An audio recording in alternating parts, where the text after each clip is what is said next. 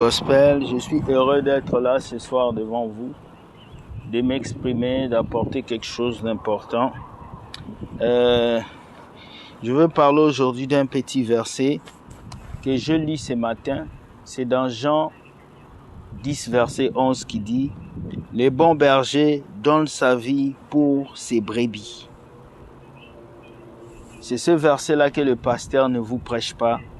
C'est ce verset-là que les prophètes ne vous prêchent pas. C'est ce verset-là que les évangélistes ne vous prêchent pas. C'est ce verset-là que Daddy Mami ne vous prêche pas. La Bible dit, le bon berger donne sa vie pour ses brebis. Ça veut dire quoi? Ça veut dire, d'abord, le mot berger veut dire quoi? Le mot berger veut dire encadreur du troupeau.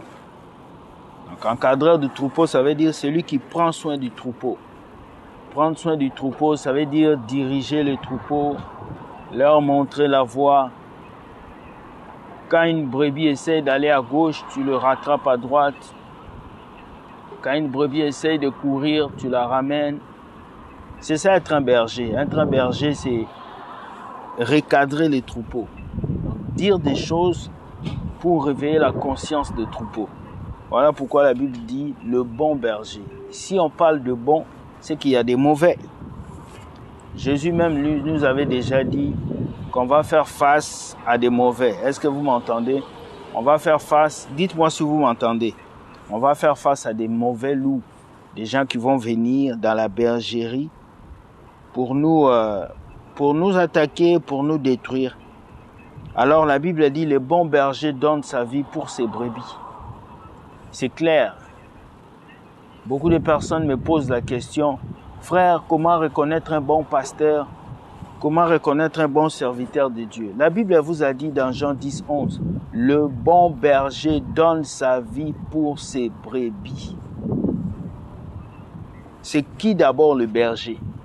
Tu dois connaître que le berger, c'est celui qui prend soin des brebis. C'est quoi prendre soin des brebis? Prendre soin des brebis, ça veut dire prendre ton argent, ton énergie, ton temps pour les enfants de Dieu. Ça veut dire sacrifier tout ton être entier pour les brebis. Mais est-ce qu'aujourd'hui, vos bergers là sont bons? C'est ma question. Est-ce qu'aujourd'hui, vous avez des bons bergers? Est-ce que ces versets-là s'appliquent à vos pasteurs? Parce que quand tu as besoin de payer ton loyer, le pasteur n'est pas là. Quand tu es chanteuse, tu as envie d'aller au studio, on ne te soutient pas. Même les jours de ton mariage, le pasteur n'est pas là. On dit le bon berger donne sa vie pour les brebis. Aujourd'hui, les bergers ne donnent plus leur vie pour les brebis. Et vous vous posez la question, c'est qui un bon pasteur? Mais la Bible vous a déjà tout dit. Donner sa vie pour les brebis veut dire mourir pour les enfants de Dieu.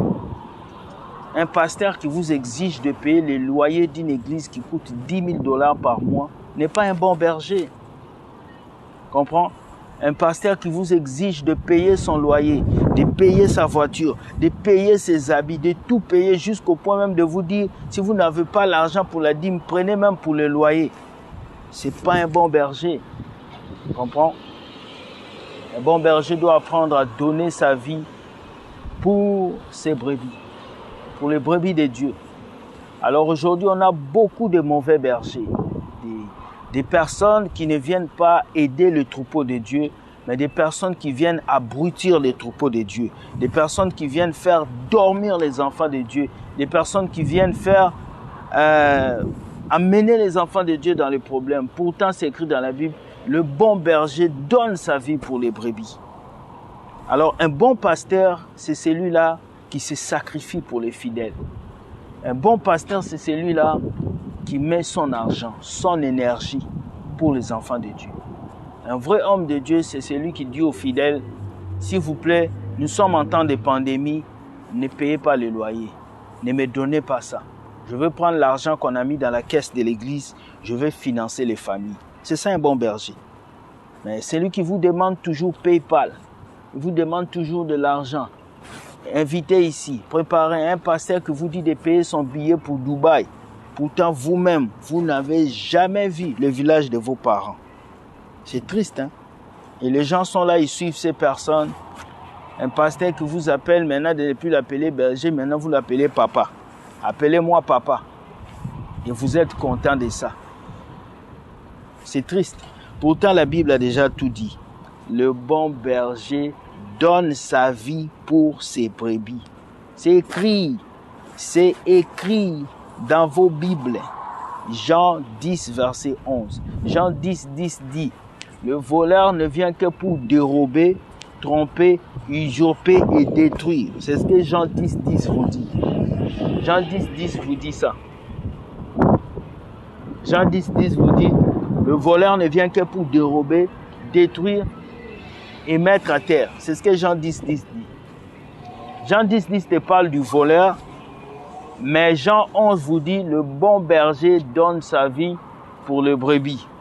Tu comprends?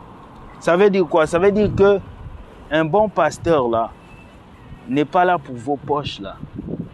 Un bon pasteur là, il est là pour vos âmes. Au contraire, un bon pasteur va vous aider à créer des entreprises. Il va vous aider à investir. Il va aider vos vies à avancer. Aujourd'hui, ces gens-là ne vous aident pas à avancer. Au contraire, ils veulent que vous puissiez financer leur maison, leurs activités, leurs choses. Et ils ne financent rien dans vos vies. C'est triste, mais c'est une réalité. Alors, les personnes qui me posent des questions, genre, qui est le bon pasteur? Comment reconnaître un bon pasteur? Qui est le bon serviteur de Dieu? Comment reconnaître... Arrêtez ces questions-là parce que tout est écrit dans la Bible. Tout est écrit. Un bon pasteur, Jésus avant de mourir, il a dit à Pierre, « Pierre, paie mes brebis. » Parce que c'est le travail d'un pasteur, c'est de prendre soin des fidèles de Dieu. C'est son travail. Si en tant que pasteur, tu ne peux pas prendre soin des fidèles de Dieu, c'est que tu es un profiteur. Dommage parce qu'aujourd'hui, on a plus de profiteurs que de bergers. Je ne viens pas ici pour extrapoler, je viens juste expliquer une réalité de la vie. Alors soyez bénis, que Dieu vous garde et essayez de reconnaître le bon berger. Le bon berger ne demande pas de dîmes ni d'offrandes. Le bon berger ne démissionne pas d'un emploi pour travailler à temps plein et profiter de vous. Le bon berger travaille, il met sa vie en jeu, il prend son argent, il paye des sales tout. Bonne soirée à vous et soyez bénis. Bye.